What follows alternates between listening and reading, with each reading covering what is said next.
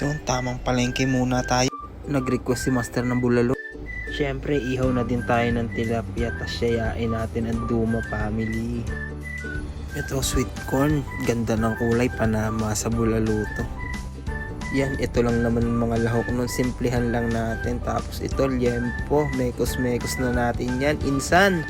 Toyo, paminta lang yan. Tapos pisaan natin ng lemon. Nalimutan ko kasi bumili ng kalamansi. Tapos itong inihaw na tilapia. Asin lang yan. Solved na yan. Yan, malambot na yung baka natin. Lagay na natin yung ibang lahok.